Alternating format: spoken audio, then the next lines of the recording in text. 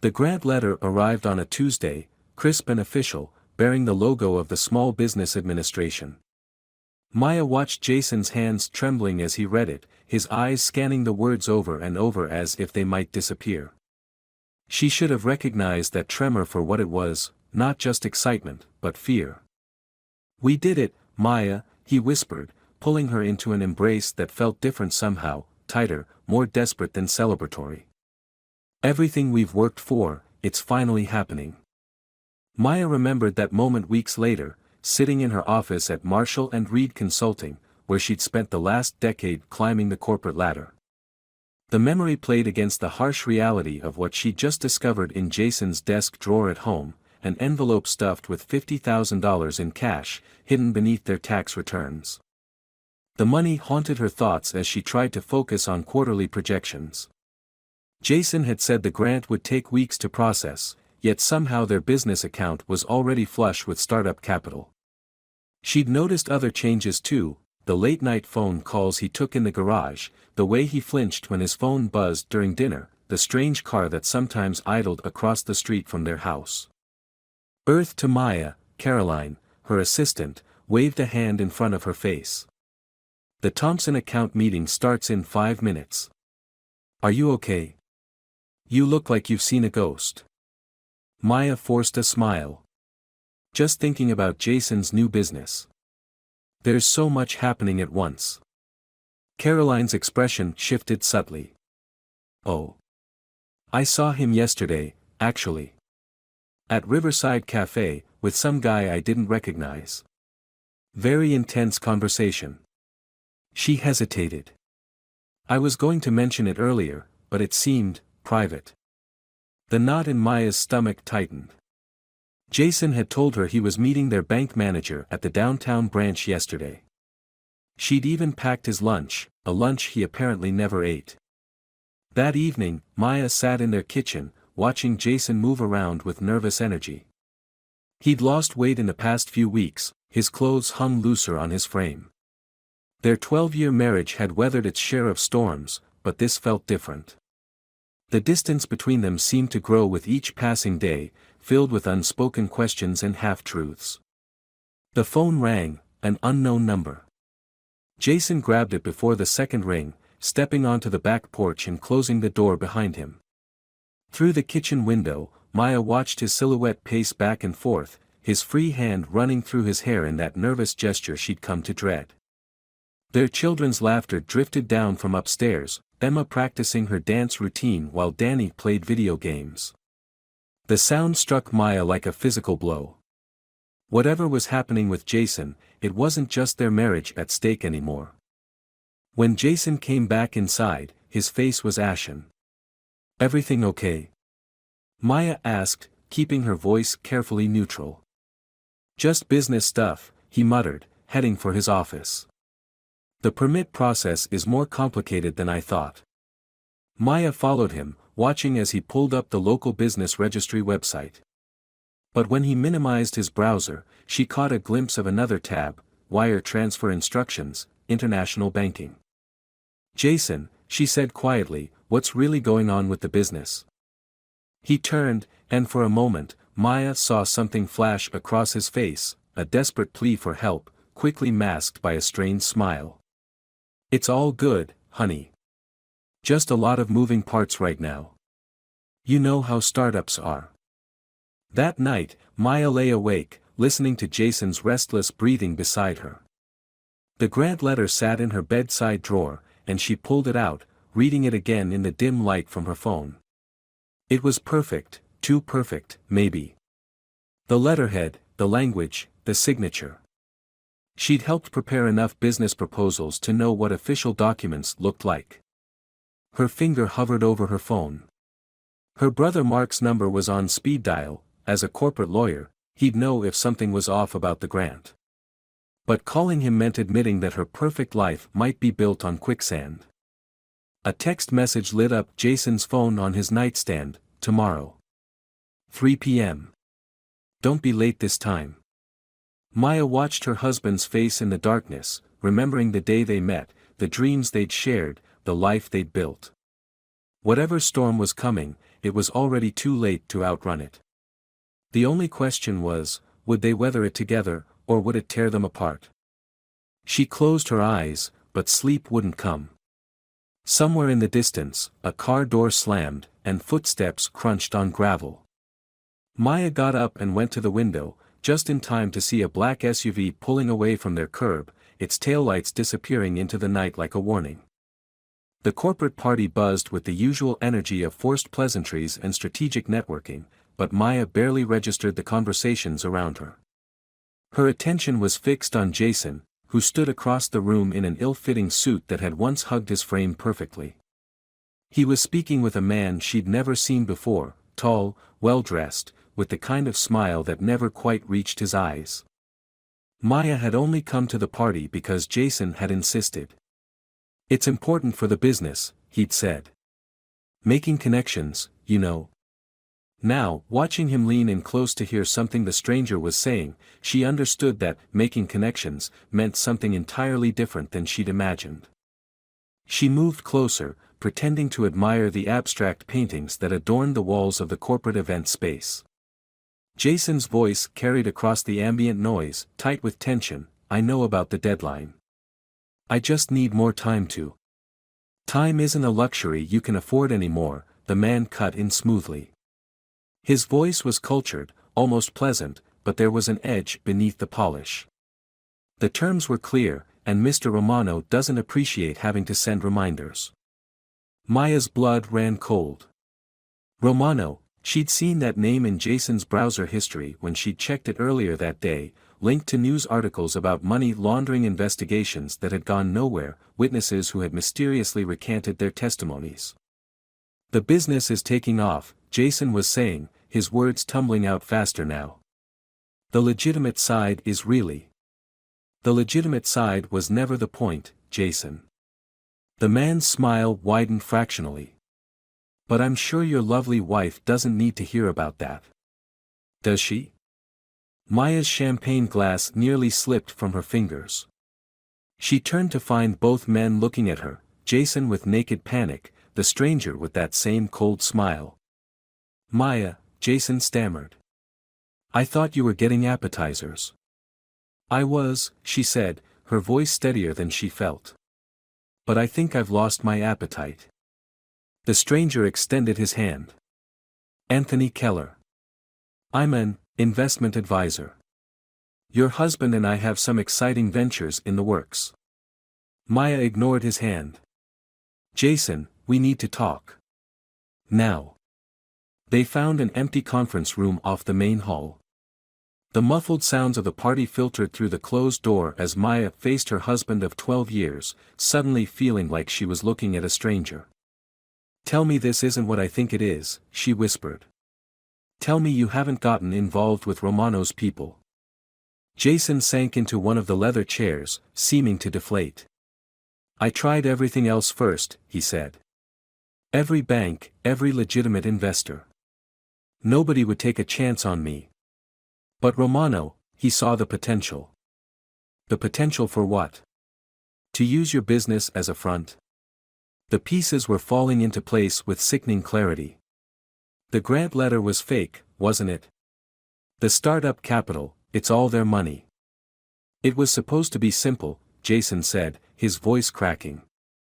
Take their investment, build the business, pay them back with interest. But then they started talking about other services we could provide. Account management for their associates. International wire transfers. Just small things at first, but small things that could land you in federal prison. Maya's whisper was fierce. "What were you thinking?" "I was thinking about you." Jason shot back. "About the kids. About how tired you are of being the only one holding us up financially. Every time you got a promotion, every time you had to bail us out because my projects failed." He ran his hands through his hair. "I just wanted to be the man you deserved." The raw pain in his voice hit Maya like a physical blow. She remembered all the times she'd assured him his dreams would work out, all while secretly relieving their joint account with her own salary. The subtle ways she tried to hide her success to spare his pride. We need to go to the police, she said finally. Jason's laugh was hollow. You think I haven't thought about that? They know everything about us, Maya. Where Emma takes dance lessons. Which route Danny bikes to school.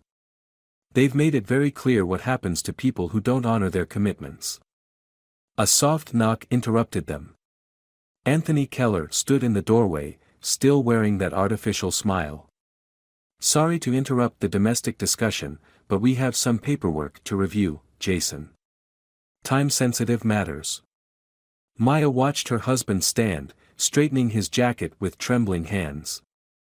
In that moment, she saw him clearly, not the failure he imagined himself to be, but a good man who'd made desperate choices for the wrong reasons. Actually, she said, stepping between them, my husband isn't feeling well. We're leaving. Mrs. Harrison, Keller said softly, I strongly advise against making impulsive decisions. Particularly when those decisions might affect your children's well-being. The threat hung in the air like poison. Maya felt Jason's hand on her arm, trying to pull her back, but something had crystallized inside her, a cold, clear certainty. Mr. Keller, she replied, matching his tone, I strongly advise you to remember that I've worked at Marshall and Reed for 10 years. I know every major financial investigator in the state. I have access to transaction records that would make for very interesting reading. And I've already ensured that if anything happens to my family, those records will find their way to some very motivated individuals. It was a bluff, pulled from years of corporate negotiations, but she saw it land. Keller's smile flickered, just for a moment. Sleep well, Mrs. Harrison, he said finally, stepping aside. We'll be in touch. As they drove home in silence, Maya's mind raced.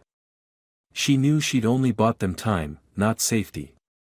The trick would be using that time wisely. Jason reached for her hand across the console. I'm so sorry, he whispered. I never meant for any of this. Maya squeezed his hand, even as she began mentally cataloging their assets, their connections, their options. I know, she said softly. But from now on, we handle this together. No more secrets. Later that night, as Jason finally fell into an exhausted sleep, Maya sat at her computer, her fingers hovering over the keyboard. On the screen was a blank email addressed to her brother Mark. The cursor blinked accusingly in the empty field. Subject, need legal advice. Urgent and confidential. She began to type, knowing that each word was another step down a path that would change their lives forever. Maya sat in her brother Mark's sun-drenched office, watching dust motes dance in the morning light while he processed everything she'd just told him. The leather chair beneath her felt too soft, too comfortable for the weight of this conversation. On his desk, a family photo showed them as children, gap-toothed and fearless, believing they could conquer any obstacle together. You understand, Mark said finally, removing his reading glasses, that what you're describing isn't just a bad business deal. This is organized crime, Maya. The kind of people who don't leave loose ends. She traced the pattern on her coffee cup, remembering the way Jason had looked this morning, gray-faced, moving through their morning routine like a man underwater. Emma had asked why Daddy wasn't eating his breakfast, and Maya had watched him force a smile, making up a story about an early lunch meeting. I understand exactly what it is, she replied, her voice steady despite the tremor in her hands. That's why I'm here. I need to know our options. Mark leaned back, the morning sun casting shadows across his face. Legally. You go to the FBI. Jason provides evidence, testifies against Romano's organization, and you all enter witness protection. He paused, letting the weight of those words settle. But you already knew that, didn't you? Maya stood, walking to the window. 15 floors below, the city moved in its usual rhythm, people rushing to meetings, food trucks setting up for lunch, life continuing as if her world hadn't shifted on its axis. Jason won't do it, she said quietly. He's too scared, not for himself, but for the kids. And maybe he's right. These people, they have connections everywhere. How can we trust the system to protect us when we don't even know who's compromised? Then what's your plan? Mark's reflection in the window watched her carefully. Because I know that look, Maya. You didn't come here just to hear options you've already rejected. She turned back to face him, feeling the familiar clarity that came with making impossible decisions. It was the same feeling she'd had when their parents died, leaving her to raise Mark while still a teenager herself. The same steel that had helped her climb the corporate ladder while others faltered. I need you to help me understand their operation, she said. Not to report it, to fight it. To find their weak points, their vulnerabilities. The kind of evidence that would make them back off without involving authorities. Jesus, Maya. Mark stood abruptly. You're talking about blackmail. Against people who solve their problems with violence. I'm talking about survival. She met his gaze steadily. About protecting my family the only way left to me. Unless you've got a better suggestion. The silence stretched between them, filled with unspoken fears and shared memories. Finally, Mark sighed, reaching for his phone. I know someone, he said reluctantly. A private investigator who specializes in corporate cases. She's discreet, thorough, and most importantly, she knows how to stay under the radar. He paused, his finger hovering over the contact. But Maya, this path you're choosing, it changes people. Are you sure you're ready for that? The question hung in the air as Maya remembered last night, how she'd held Emma after a nightmare, promising that monsters weren't real.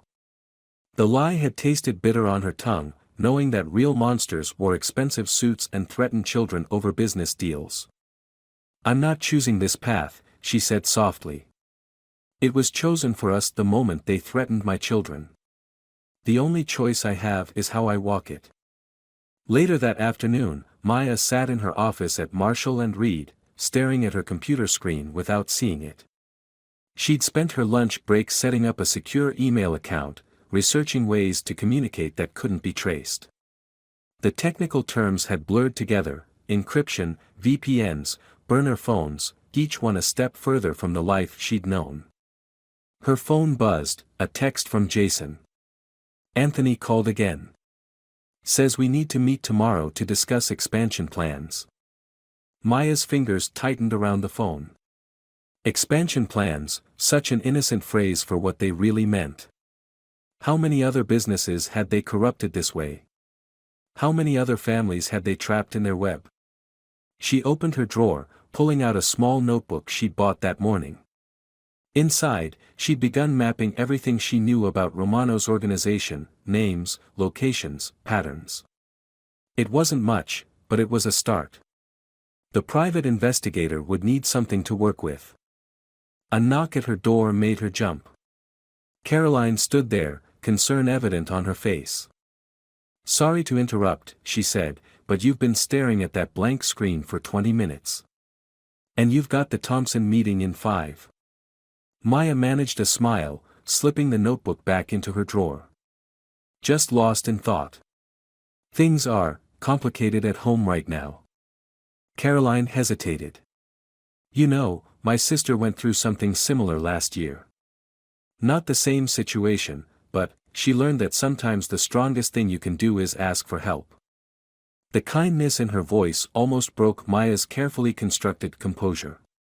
How many people had she worked with for years, never knowing the battles they fought in private? Thank you, she said quietly. I'm beginning to understand that. That evening, as Maya drove home, she took a different route than usual, watching her rearview mirror for signs of the black SUV. Her new burner phone sat heavy in her purse, programmed with only 3 numbers: Mark's, the private investigators, and a secure line for emergencies. Jason was waiting when she got home, pacing their kitchen with nervous energy. Where were you? I tried calling. Meeting ran late, she said smoothly, the lie coming easier than she expected. How are the kids? Upstairs doing homework. He ran a hand through his hair. Maya, about tomorrow's meeting. She cut him off gently. I know. You'll go, you'll listen, and you'll agree to whatever they say. But you won't sign anything, and you won't commit to any specifics. Buy us time. Time for what? Maya looked at her husband, really looked at him, seeing both the man she'd fallen in love with and the frightened stranger he'd become. Time to find a way out that doesn't end with our family destroyed. Later, lying in bed, Maya listened to Jason's troubled breathing beside her. On her nightstand, the burner phone sat silent, waiting for tomorrow's first move in a game she never wanted to play. But as she drifted toward sleep, she felt something she hadn't expected, not fear, not anger, but a quiet, determined clarity. She'd spent her life playing by the rules, believing in systems and processes. Now those same systems couldn't protect her family. So be it. She would learn new rules, create new systems. And somehow, she would find a way to turn their strongest weapon, fear, back against them. In the darkness, Maya Harrison began to plan. The first signs of autumn painted the trees outside Marshall and Reed in shades of amber and gold, but Maya barely noticed the changing season. Her world had narrowed to a series of careful calculations, each movement measured, each word weighed for hidden meanings. The private investigator's first report sat encrypted on her laptop, filled with names and connections that formed a web of influence far larger than she'd imagined. She was reviewing financial records when her office phone rang. The school's number flashed on the display. Mrs. Harrison. This is Mrs. Chen from Franklin Elementary. Danny's not feeling well, he's in the nurse's office. Could you come pick him up? Maya's hand tightened on the receiver. Danny had been fine that morning, excited about his science project. Of course. Is he running a fever? A pause. No fever. He says his stomach hurts. And, there's a man in the office who says he's Danny's uncle, offering to take him home. We wanted to verify. The world tilted sideways. I'm leaving now. Do not let anyone take my son. I'll be there in 15 minutes. She made it in 12, her heels clicking against the linoleum as she hurried down the empty school hallway. Danny sat in the nurse's office, looking small and confused. No sign of the uncle. Mommy? His voice wavered. That man said he knew Dad from work. He had pictures of Emma on his phone. Maya pulled him close, breathing in the familiar scent of his shampoo, feeling his small heart racing against her chest. It's okay, baby. You did exactly right. We're going home now. That evening, after she'd settled both kids at her brother's house for a sleepover, Maya waited in the darkened kitchen. The familiar sounds of their home, the humming refrigerator, the ticking clock, seemed suddenly hostile, each noise a potential threat. When Jason came home, she didn't give him time to speak. They went after Danny today. Her voice was ice. At his school. Showed him pictures of Emma to prove they were friends of the family. Jason staggered, gripping the counter for support. No. They promised, they said if I cooperated. Wake up, Jason. They're escalating because you're not moving fast enough. The expansion plans aren't optional anymore. She pushed the private investigator's report across the counter. But while you've been playing their game, I've been learning their rules. His eyes skimmed the document, widening at certain names. How did you get this? The same way they gather leverage on others. The difference is, I'm not using it to destroy lives. Maya's voice softened. But I will use it to protect our family. A knock at the door made them both freeze. Through the front window, Maya caught the silhouette of Anthony Keller's expensive suit. Mrs. Harrison. His cultured voice carried easily through the door. We need to discuss today's misunderstanding. Jason moved toward the door, but Maya caught his arm. No. This ends now. She opened the door herself, noting the two men who flanked Keller like shadows. His smile was apologetic, almost gentle. "May we come in? It's rather chilly out here." "Actually," Maya said, stepping onto the porch and closing the door behind her, "we'll talk out here. About how you threatened my 10-year-old son." "Threatened?"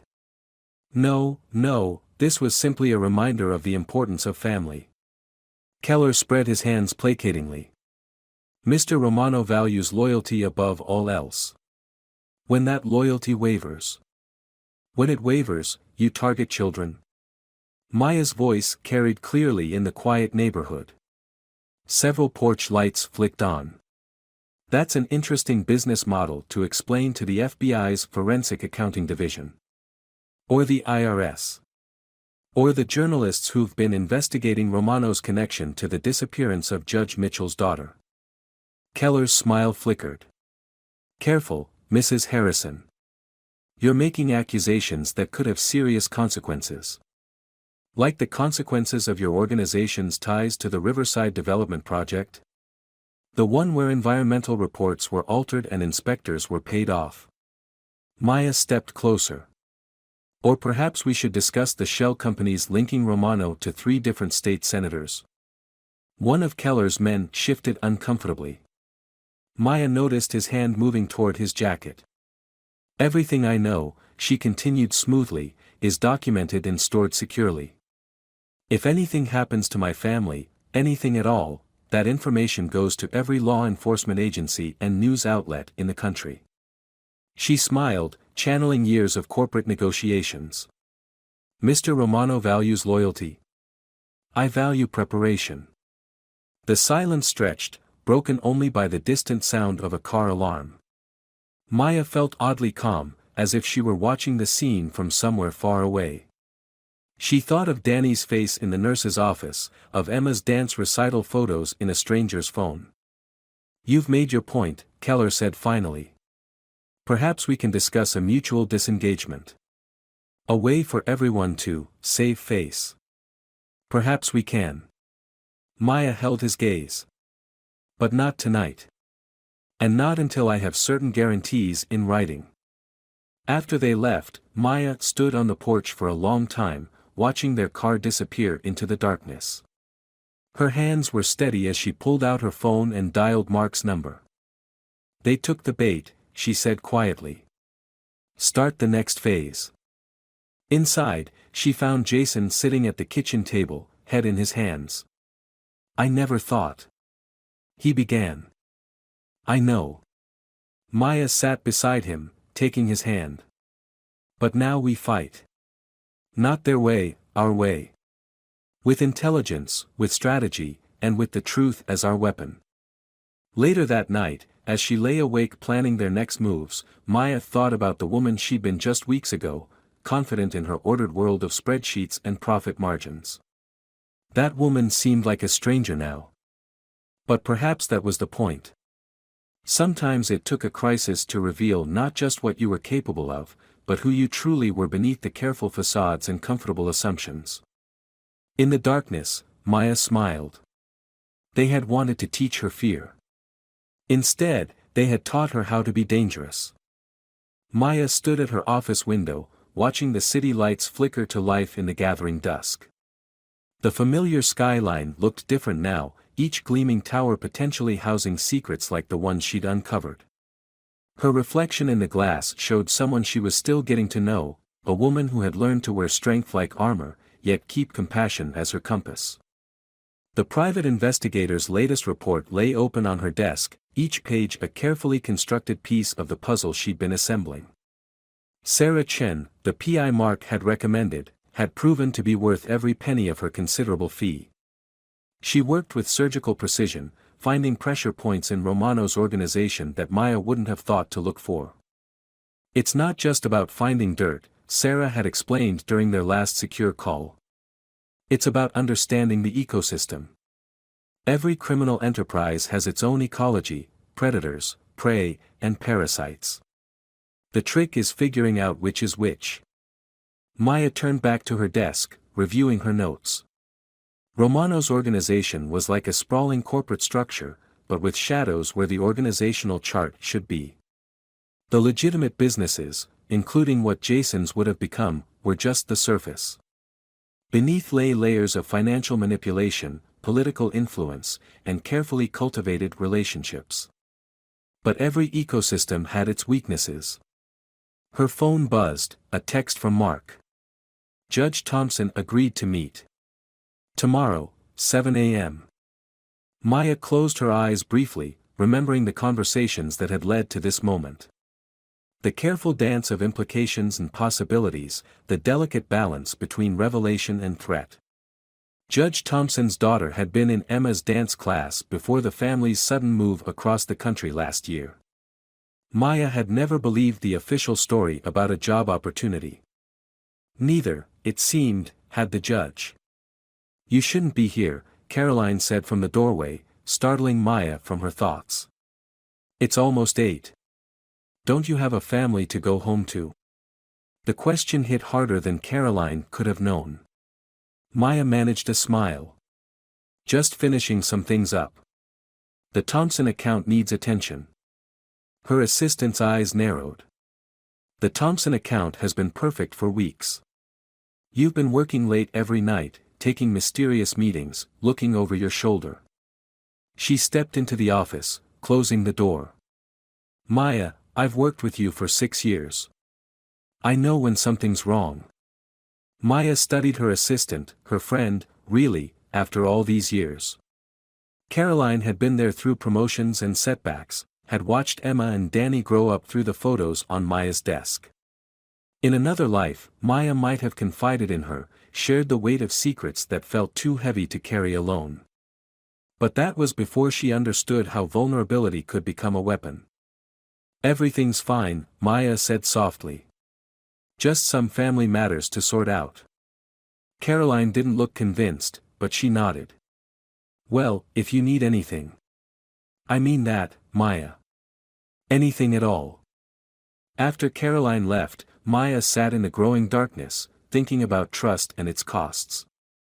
The same skills that had made her successful in business, reading people, understanding motivations, finding leverage, now served a different purpose. Each person who knew the truth became both an asset and a liability. Her phone buzzed again, Jason this time. "Meeting with Keller tomorrow. Says Romano wants proof of good faith." Maya's fingers hovered over the keypad. In the past weeks, she'd watched her husband emerge from his shell of fear, finding his own kind of strength. Not in confrontation, Jason would never be comfortable with conflict, but in the quiet resistance of someone who had finally found his moral center. "Go to the meeting," she typed back. "But remember, we're not the same people they tried to break." Later that night, in her home office, Maya reviewed the documents Sarah had compiled. Bank records, surveillance photos, transcripts of conversations, each piece a potential landmine in the right hands. Or the wrong ones. The sound of footsteps made her look up. Jason stood in the doorway, 2 cups of tea in his hands. "The kids want to know when they can come home," he said quietly, setting 1 cup beside her. Maya's heart clenched. Emma and Danny were safe at Mark's house, protected by security systems and watchful eyes, but the distance felt like a physical ache. "Soon," she promised. "Things are in motion now. Judge Thompson tomorrow morning, then the meeting with Keller." She trailed off, seeing the concern in Jason's eyes. "Maya," he said carefully, "are you sure about this? Using their own tactics against them, it changes you. I've watched it happening." She considered his words, feeling the weight of truth in them. The Maya of 3 months ago would have been horrified by the person she'd become, someone who gathered secrets like weapons, who measured every word for maximum impact, who saw opportunities in others' weaknesses. But that Maya had lived in a world of illusions, where systems worked as they should and playing by the rules guaranteed protection. "I haven't changed," she said finally. "I've evolved. They thought they could control us through fear, but they taught me something valuable instead." She stood, gathering the documents into her secure briefcase. "They taught me that power isn't about force, it's about information, timing, and the courage to use both." Jason stepped closer, wrapping his arms around her. For a moment, they stood in silence, remembering simpler times. "Whatever happens tomorrow," he murmured, "we face it together." Maya held him tighter, thinking of the carefully laid plans, the contingencies within contingencies. Tomorrow would set things in motion that couldn't be undone. But as she breathed in the familiar scent of her husband's cologne, she felt not fear but certainty.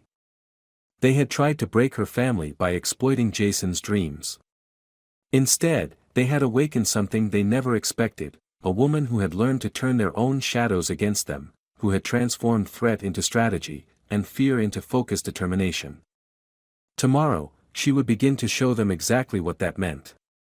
Dawn painted the city in shades of possibility as Maya drove to Romano's downtown office.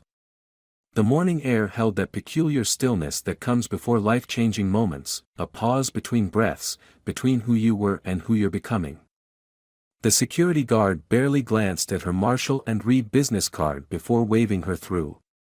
In the elevator, Maya caught her reflection in the polished brass doors, a woman in a carefully chosen armor of Armani suit and quiet confidence. She thought about all the other women who must have stood in this same elevator, carrying different fears but the same determination to protect what they loved. Anthony Keller was waiting in the conference room, his usual smooth facade showing subtle cracks of concern. Two other men sat with him, one she recognized as Romano's legal counsel, the other unmistakably Romano himself. He had the same carefully cultivated appearance of legitimacy as his business empire, but his eyes held the cold calculation of someone used to measuring others' breaking points. "Mrs. Harrison," Romano smiled, not rising. "I understand we have some matters to discuss." Maya took her seat, laying her briefcase on the polished table. "We do. Though I suspect we have different ideas about how this conversation ends." "Endings are so final," Romano said softly. "I prefer to think in terms of adjustments. Your husband's business still has potential, after all. With the right guidance." Maya let the silence stretch, remembering Sarah's advice: power isn't just about what you say, it's about the spaces between words, the moments you let them fill with their own fears. "I've been studying your organization, Mr. Romano," she said finally. "Not the surface structure, the real one. The elegant way you've woven legitimate businesses into your network. The careful balance of threat and opportunity you use to expand your influence." She opened her briefcase. "It's quite impressive, actually. Almost beautiful, in a mathematical sense." Romano's smile didn't waver, but something shifted in his eyes. "You seem to have developed quite an interest in business strategy." "I've always been fascinated by patterns," Maya replied, laying out documents one by one. "Like the pattern of environmental inspectors who changed their reports after their children received college scholarships. Or the pattern of offshore accounts linking certain civil servants to development projects. Small threads, barely visible unless you know where to look." "Allegations without proof," Romano's lawyer interjected. "And even if there were proof, sharing it would be unwise." Maya turned to him, her voice gentle. "That's why I haven't shared it. Instead, I've spent weeks weaving my own pattern. Every piece of evidence I've gathered has been broken into fragments, encrypted, and stored with different people, lawyers, journalists, federal agents. If anything happens to my family, if we even feel threatened, those fragments come together like pieces of a puzzle." She watched understanding dawn in Romano's eyes. It wasn't just about the evidence, it was about the network she'd built, the dead man's switch that would trigger a cascade of revelations. "You've created quite a predicament," Romano said finally. "Though I wonder if you've considered the full implications of mutually assured destruction." "I have." Maya's voice remained calm, but her eyes held steel. "The difference is, I'm not trying to destroy anything. I'm offering you something more valuable than what you'd gain from us, certainty. Walk away from my family, completely and permanently, and your organization continues undisturbed. The evidence stays fragmented, the pattern remains invisible. The silence that followed was heavy with calculation. Maya could almost see Romano weighing the variables, the potential profit from Jason's business against the risk of exposure, the satisfaction of dominance against the security of stability. An interesting proposal, he said finally. Though it lacks certain guarantees. Maya pulled out one final document. This contract makes everything official. My brother, who I believe you know is a corporate lawyer, drew it up. It details both our obligations and the consequences of breach. Once signed, it becomes part of the dead man's switch. If either party violates the terms, everything becomes public. As Romano reviewed the contract, Maya thought about Jason and the kids, waiting at Mark's house. She thought about the woman she'd been months ago, believing in simple rights and wrongs. That woman hadn't understood that sometimes protection meant learning to speak the language of threats, to transform fear into strategy. You've learned to play our game well, Romano said, signing the contract. Though I wonder at what cost. Maya signed her own copy, her signature strong and clear. That's where you're wrong. I never played your game. I created my own, one where protecting my family doesn't require destroying others. One where power comes not from fear, but from the courage to stand in the light while holding darkness at bay. Later that evening, Maya stood in her kitchen, watching Emma and Danny do homework at the familiar table. Jason moved around them, helping with math problems, his movements easier now, unburdened. The simple scene felt like a gift, not because it was perfect, but because they had fought for it, had learned its true value. Her phone buzzed, a text from Sarah. All quiet on the monitoring front. They're keeping their distance. Maya looked at her family, thinking about the woman she'd become. Not harder or colder, as she'd feared, but clearer.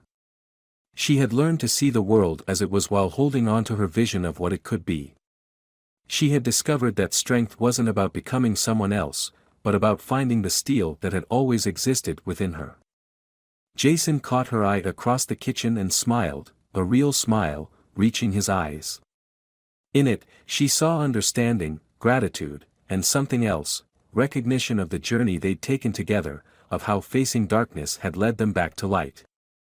Maya smiled back, feeling the quiet triumph of reclamation. Not just of their safety or their future, but of the truth that had emerged from all of this. Sometimes the greatest victory isn't in defeating your enemies, but in refusing to let them change who you truly are. She joined her family at the table, helping Danny with his science project, letting Emma's chatter about dance class wash over her. The evening light streamed through the windows, painting their ordinary moment in extraordinary colors of redemption and renewal. They were different now, all of them. Stronger not despite their scars but because of them. And in that strength, they had found not just safety, but wisdom, the deep understanding that love, when protected with courage and intelligence, was the most powerful force of all.